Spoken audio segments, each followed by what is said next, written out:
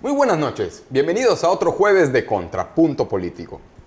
El día de hoy platicaremos de la salida de Olga Sánchez Cordero de la Secretaría de Gobernación y por supuesto del tercer informe de gobierno del presidente Andrés Manuel López Obrador. Para platicar de estos temas saludo y agradezco al licenciado en Ciencias Políticas y fundador de Morena, Jorge Sánchez Reyes. ¿Cómo estás? ¿Qué tal, Tony? Muy buenas noches a Héctor, muy buenas noches a la audiencia. Gracias, Jorge. Y al abogado, periodista y columnista del Novedades, Héctor López Ceballos. ¿Cómo estás? ¿Qué tal, Tony? Buenas noches, Jorge, y a todos los que nos hacen el favor de acompañarnos semana tras semana. Gracias, Héctor. Y bueno, contigo comienzo del tema de Olga Sánchez Cordero. ¿Qué te pareció la salida de la señora de la Secretaría de Gobernación? ¿Cuál es tu lectura de este cambio? Bueno, a mí me parece una cuestión muy acertada, ¿no? Me parece una acción que debió de haberse llevado a cabo desde hace muchísimo tiempo, porque la dignidad de la señora Sánchez Cordero, de la ministra en retiro, uno de los puestos más importantes en todo el país, pues ya requería un nuevo aire, ya requería que estuviera en una posición como la del Senado, en donde va a estar ahora, que sí le permitiera actuar y que no solamente estuviera a la sombra de un gobierno o a la sombra de un presidente que la tenía relegada en los temas más importantes. Recordemos que la Secretaría de Gobernación es este enlace político o esta coordinación política que se da entre el presidente de la República, entre el presidente de la Nación y el gobierno federal, y los gobiernos estatales, ¿no? Es esta secretaría que se encarga del control de la política interna del país, no en dictar agenda, sino en coordinar a todos los actores políticos en el país, y me parece que había sido relegado incluso por Alejandro Encinas, quien había tomado en parte ese papel, y qué bueno que la señora Sánchez Cordero va a estar en una posición donde seguro va a tener un margen de maniobra muchísimo más amplio y va a poder demostrar quién es realmente. Gracias, Héctor. Jorge Sánchez, ¿le quedó grande el puesto a la exministra Olga Sánchez Cordero o por qué se fue? No, yo considero que bien coincido con alguna parte con Héctor. Es un personaje político de mucha experiencia y además con mucho conocimiento en temas constitucionales. Es especialista en ello. No le quedó grande, solo que las personas y también los funcionarios cumplen ciclos. Y ella cumplió un ciclo, inició una etapa de la mitad del camino de un gobierno y ahora le toca ir a otro espacio, senadora por Morena, a presidir la mesa directiva, y es un área de oportunidad donde ella va a engranar muy bien, porque el Senado de la República se necesitan, por las reformas que vienen, un personaje como ella que pueda aglutinar a todas las fuerzas políticas para que se logre un consenso y salgan las reformas que pues el presidente quiere. Y pues yo creo que era un tema que se veía venir, porque ya se le veía un poco cansada. El ritmo de trabajo, recordar que la hoy senadora ya, exministra, es una mujer arriba de 70 años, y el ritmo de trabajo que lleva el presidente todos los días, estar con el Gabinete de Seguridad a las 6 de la mañana, y luego las mañaneras, y luego los trabajos organizativos, y ella manejando la política interior del país, pues casi tenía que estar en todo. Claro. Y yo creo que eso también desgasta un poco. Pero enhorabuena ahí en el Senado donde va a estar. Correcto, gracias, Jorge. Héctor, para ti estaba haciendo la secretaria o ex secretaria de Gobernación un buen trabajo. Todos los asuntos de derechos humanos se los encomendaban a ella. Me imagino entonces, como dice Jorge, pues traía cargadita la agenda. ¿Cómo deja el cargo? ¿De qué manera podemos evaluar su desempeño? Bueno, se lo encargaban a ella, pero al final quien se encargaba realmente era Alejandro Encinas, dado que él tiene esta subsecretaría que se ocupa de los derechos humanos, ¿no? Yo creo que no le quedó grande el cargo. Yo creo que incluso podríamos decir que Olga Sánchez Cordero está sobrecalificada y el cargo le quedó pequeño a una persona con su trayectoria y con su experiencia, pero insisto en que me parece que nunca la dejaron actuar como tal, como secretaria de Gobernación, y no por un tema de mantenerla relegada a propósito o no querer darle jugada, como se dice, sino porque la figura presidencial, pues al menos en este sexenio, ha demostrado centralizar en exceso el poder político, la fuerza política, que todo gire en torno al presidente de la República, que todo sea decidido por el presidente de la República, incluso en las mañaneras, y pues eso deja un margen de maniobra muy pequeño para cualquier otro funcionario, ¿no? Recordemos que antes los funcionarios podían intervenir un poco más en la vida pública de México, y ahorita son órdenes que reciben del presidente para hacer pues cuestiones meramente de trámite, pero quien toma las decisiones es el presidente de la República. Yo tengo ahí un contrapunto para Héctor, el tema de que pues es que el presidente de la República, él fue votado, los secretarios de Estado son partes de un gobierno que él ejecuta. Si tú trabajas en un gobierno... O sea, coincides que él toma las decisiones. Él tiene que tomar las decisiones y el otro tiene que ejecutar. Es un empleado del Ejecutivo y es un secretario. Obviamente, si llevo a Héctor o a Tony en áreas específicas, pues confío en Héctor, en las decisiones que va a tomar, acompañadas que las va a estar informando. Pero no comparto eso de que antes no. Imagínate, antes los secretarios hacían lo que sea, Lozoya, mira, hacía los negocios ahí en Pemex. Yo creo que también parte del control es la personalidad de Andrés Manuel. Algo de que decía Jalife Rame en su programa, porque hablaban de este tema, en un canal de televisión en la Ciudad de México, hablaba de esto y decía, es que si no entendemos la personalidad y la forma de trabajo de López Obrador, poco vamos a entender de cómo está ejecutando un gobierno, que él delega trabajos, delega operación política, pero también absorbe los resultados y quiere tener las riendas del poder. Y esa es la razón por la que es un contrasentido y no tiene lógica su plan, por ejemplo, de descentralizar al gobierno federal, porque al final quien va a seguir tomando las decisiones y va a dar las órdenes de manera centralizada es él. Entonces las secretarías podrán estar en los estados de la República que estén, pero siempre las órdenes se van a dar en Palacio Nacional. Gracias, Héctor. Gracias, Jorge. Y bueno, nos tenemos que ir a un corte comercial. Enseguida regresamos.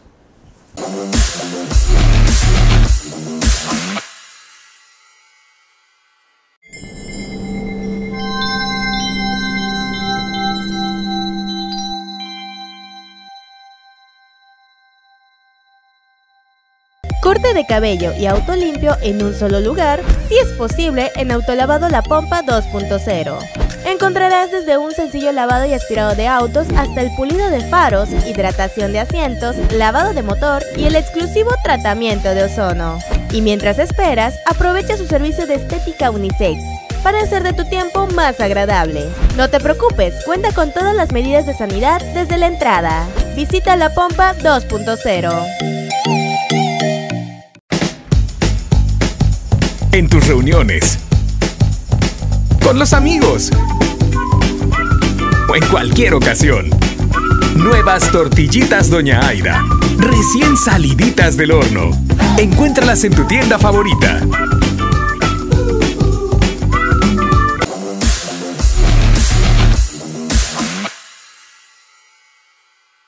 Regresamos a Contrapunto Político. Jorge, una de las últimas encomiendas por parte del presidente a la secretaria de Gobernación fue justamente el caso del joven veracruzano José Eduardo Ravelo, que presuntamente fue ultrajado y asesinado por fuerzas policiales en Yucatán. Desafortunadamente para muchos que confiaban en ella, pues ya no será Olga Sánchez, la ahora senadora, quien esté a cargo de este caso. Sí, y va a estar a cargo Adán Augusto, que es el exgobernador o gobernador con licencia de Tabasco, que es un pelliceriano, eso hay que decirlo, la coincidencia con Andrés Manuel, es un hombre de la confianza del presidente, ya muchísimos años de trabajo, y es un operador político. La Secretaría de Gobernación necesitaba eso, más allá de un técnico, un operador político que tenga que ver y resolver todos los temas con los diferentes partidos políticos, con los diferentes gobernadores, con la vida pública interior del país, y Adán Augusto es un personaje que a lo largo de su trayectoria no es el del gran reflector, no es el personaje que le gustan los medios, es un tipo eficiente, que hace su trabajo y además con gran experiencia, lleva un buen equipo pues de la zona política de Tabasco, la mayoría que lo va a acompañar ahí en gobernación son tabasqueños, y él también, entonces no se traslada, o sea, Sánchez Cordero llega a un espacio y Adán Augusto llega a operar la secretaría, pero no quiere decir que se vaya a perder el caso del ciudadano que lamentablemente perdió la vida, Ravelo, aquí en Yucatán. Gracias, Jorge. Y bueno, Héctor, a propósito de renuncias, pues para ya cambiar un poquito el tema, ¿qué pasó con el consejero jurídico Julio Scherer? ¿También se nos va?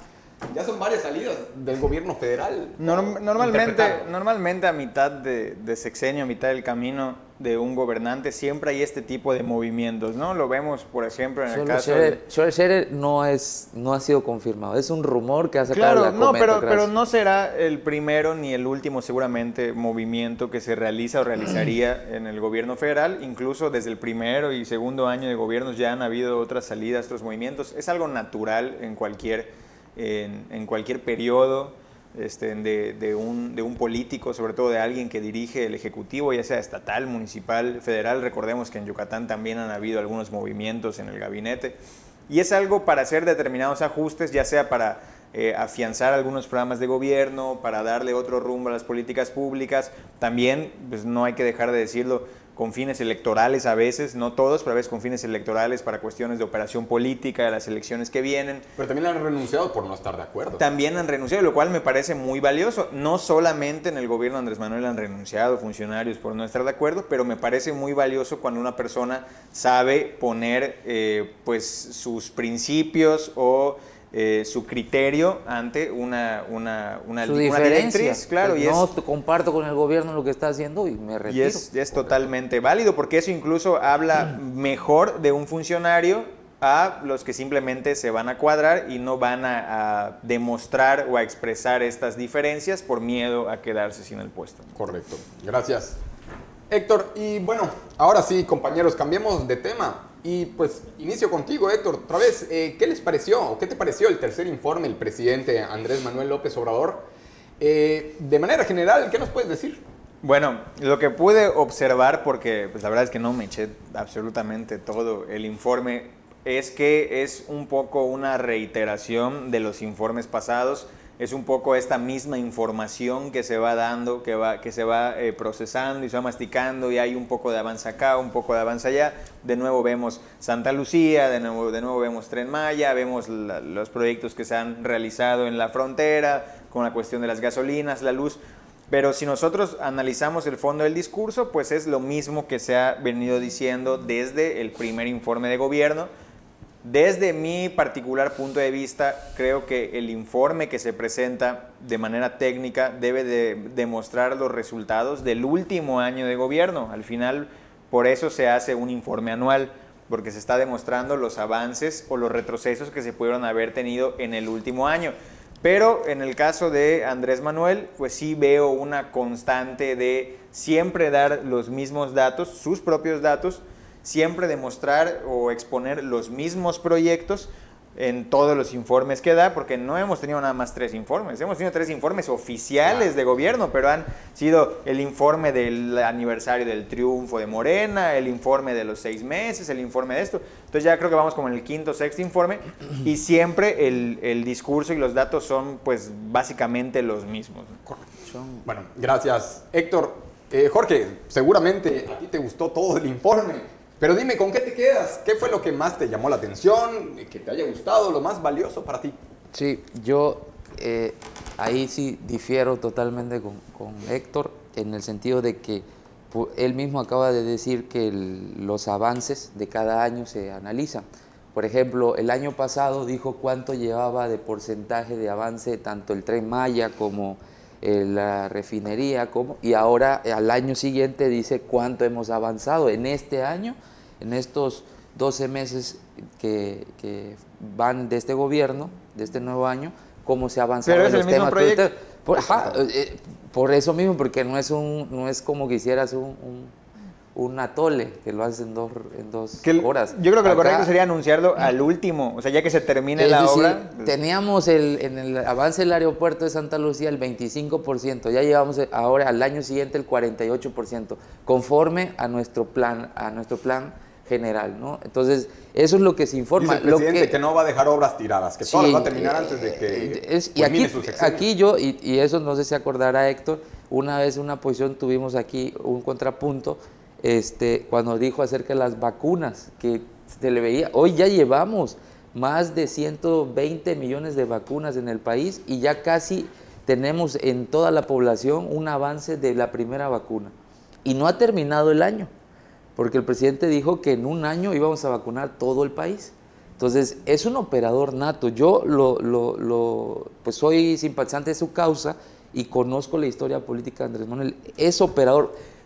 Normalmente en la política hay técnicos y hay operadores políticos. El operador político ejecuta y hace el trabajo para que salgan los proyectos productivos o las políticas públicas. En este caso, Andrés Manuel informa de lo que va avanzando en su proyecto, en el proyecto de la Cuarta Transformación. Todas las políticas prioritarias, los avances de lo que ha llegado a sus programas de bienestar que cubren ya como derechos sociales a la gente. Para mí el énfasis que dio el presidente es seguir manteniendo la causa y además que esto del gobierno de la Cuarta Transformación ya se ha sentado las bases en este país para que se vaya construyendo una patria mejor. Ya no es como antes y podemos tener una discusión, pero no le podemos decir que un presidente sea deshonesto, que Andrés Manuel a 3 años de gobierno se esté volviendo rico a costa del sufrimiento de la gente. Es un presidente honesto, austero, que tiene un profundo amor al pueblo y eso no se lo puede discutir ni la derecha. Totalmente, estoy de acuerdo. Y los resultados, le ha tocado la crisis más difícil del país que hemos tenido en los últimos años. Yo creo que hemos tenido el mejor presidente. Estoy de acuerdo en que no ha aumentado la riqueza de Andrés Manuel, al menos que alguien pueda demostrarlo. No ha aumentado pues los bienes personales del presidente y su familia. Lo que sí ha aumentado es la pobreza en México. Como bien están los resultados, como bien están los datos, ha habido un avance en pobreza extrema, en pobreza moderada y en personas en situación de pobreza en general. Y esos avances pues no se vieron en el informe son datos nuevos que se pudieron haber dado también, pero no se mostraron en el informe de gobierno. Gracias, Héctor. Bueno, señores, tenemos que irnos a otro corte comercial. Enseguida regresamos.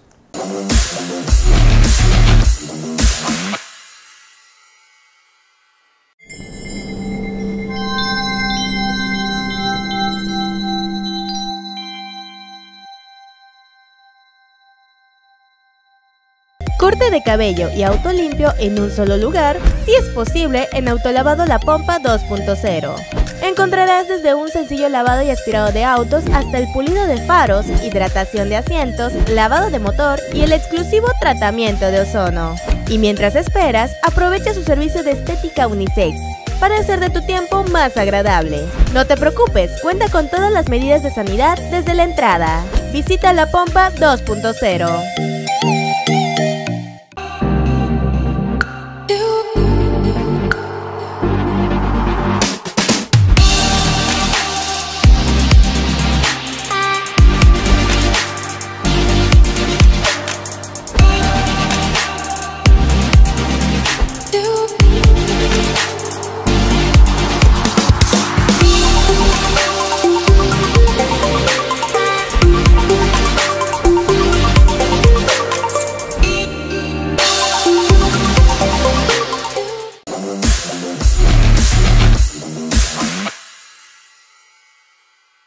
Regresamos a Contrapunto Político.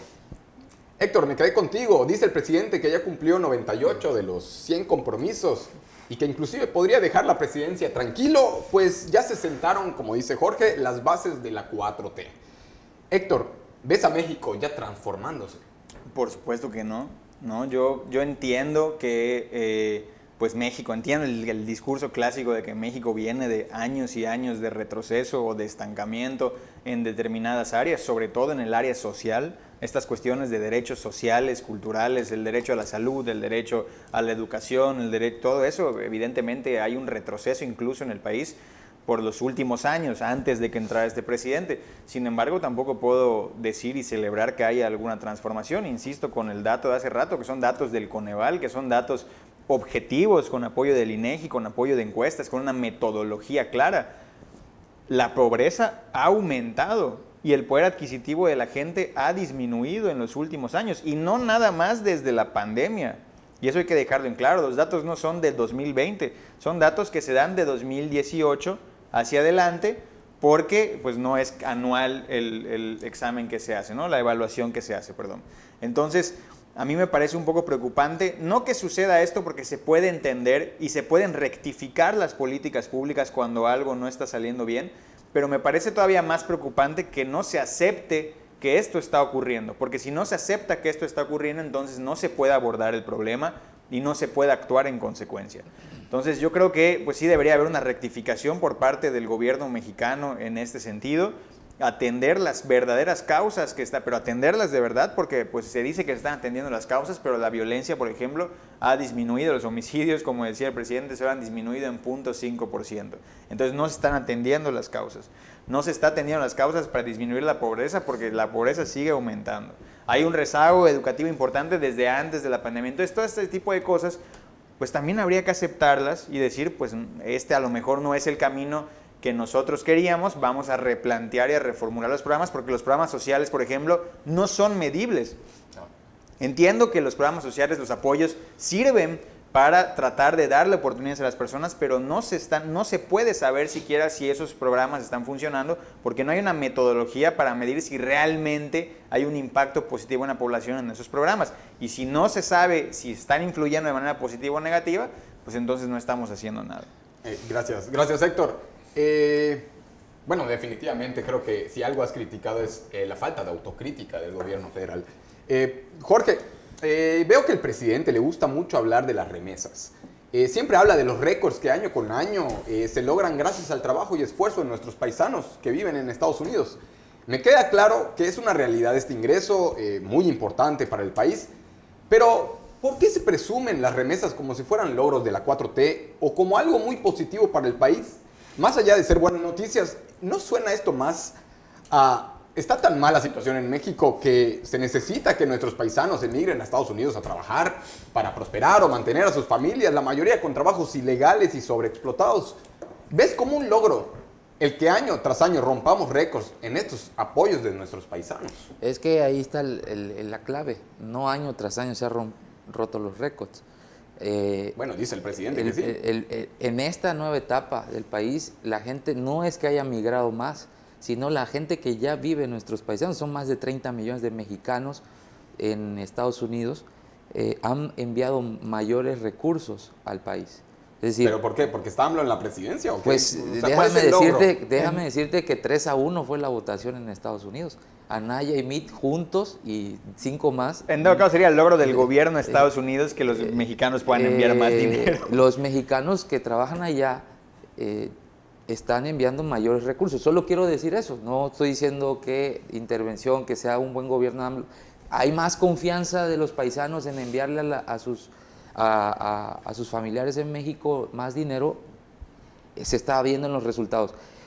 Si tú analizas el sexenio o los 2 sexenios anteriores, se mantenían. Es más, habían disminuciones de un año a otro. Aquí en los 18, 19, 20, 21, ahora que cerramos 21, es incremento año tras año. Del 18 al 19 hubo incremento en el 19 y viceversa en el 20 y va a haber igual en el 21.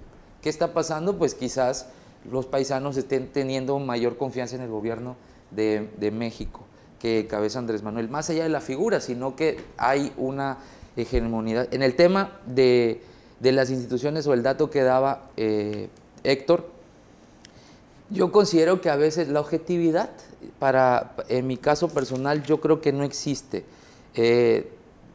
Somos sujetos y los sujetos no generan objetividad. O sea, en este lugar, en este mundo, tú puedes estar a favor o en contra de una posición. Esa neutralidad no existe y yo considero que las instituciones autónomas de este país no son tan autónomas. Mira lo que hizo el INE, mira lo que hace el Tribunal Electoral.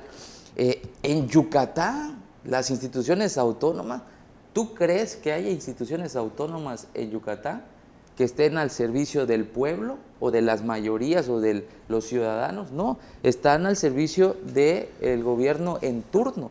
Tanto aquí la CODEI, ¿qué significado tuvo la CODEI cuando pasó esta desgracia que nos dolió a todos los ciudadanos que vivimos en Yucatán? Las instituciones se cayó a pedazos, aquel orden del Estado de Derecho constitucional, todo se desmoronó en un solo caso. Somos el Estado, la ciudad de Mérida, con mayor cámaras en el país. Y ni así funcionó. No funcionó. Bueno, Jorge. Y a nivel federal, estamos confiando en un dato de Coneval cuando los que están en el Coneval fueron puestos por los partidos políticos tradicionales. Bueno, entiendo la postura kantiana y de crítica a la razón pura de Jorge, que no existe, no se puede abordar la objetividad y tal, muy filosófico el asunto. No. Pero lo cierto es que sí hay datos objetivos, sí hay maneras de medir la realidad. En todo caso, pues sería una incongruencia porque el discurso de todo es subjetivo y los que están en las instituciones autónomas quieren perjudicar a Andrés Manuel. Bueno, entonces también los datos que obtiene el mismo presidente podríamos descalificarlos con el mismo argumento, porque pues también provienen de una facción que apoya al presidente de la República, de gente que está recabando esos datos que Andrés Manuel puso para que recabe esos datos. Entonces es una por otra. Que apoyan al presidente, creen, claro, confían en los datos ese es el problema. No es tan así, porque eso ya es maniqueo. Exacto, no exacto. Del es que ese es el problema de que no es que las instituciones autónomas están cooptadas y los pusieron. De bueno, temas específicos. También los funcionarios actuales, también desde los servidores o siervos de la nación, no sé cómo se llamen, desde los que trabajan en la Secretaría de Salud, desde los que están, todos son puestos por Andrés Manuel, entonces te voy a poner, es lo mismo. No, porque ahí nosotros, los servidores de la nación... Porque es que ese es el problema, que Morena tiene un aura moral que los protege y que los cubre, y los demás neoliberales pues hacen las cosas mal. A ver, dime, ¿cuándo has visto un servidor dando datos? Un servidor de la nación hace su trabajo de entregar un programa a la los que gente. Dan los que dan los datos son el presidente de la República, sus propios datos. Mira, han pasado en Coneval muchos temas, porque yo confío también en la gente que es especialista en la materia, pero son tres temas que saben que tienen que atacar, y ahorita te voy a dar un dato más. Para Jorge, rápidamente, ¿ha aumentado o no la pobreza en México? Son tres temas. ¿Ha aumentado o no pobreza. La pobreza en México? ¿Ha aumentado o no la pobreza en México? Nada más son los datos del Coneval que saben que es para lacerar al gobierno. Pobreza, seguridad o no la pobreza? Y economía. Correcto. Esos tres datos. No, pero no has contestado. ¿Ha aumentado o no la pobreza en México? No, claro que no. Tú dices no ha aumentado la pobreza en México. No. Dice el presidente que bajó el 0.5%. Bueno, ahí están los datos. Bueno, compañeros, la verdad es que ya nos están pidiendo no puedo dar un dato. El programa. Ya, Jorge, el tiempo se nos acabó. Pero pues lamentable. Muchísimas gracias. Compañeros y señoras y señores, esto fue todo por el día de hoy. Gracias a nuestros panelistas, Jorge y Héctor, pero sobre todo muchísimas gracias a usted por el favor de estar enterado. Nos vemos el próximo jueves. Somos Contrapunto Político. Pase muy buena noche. Buenas noches.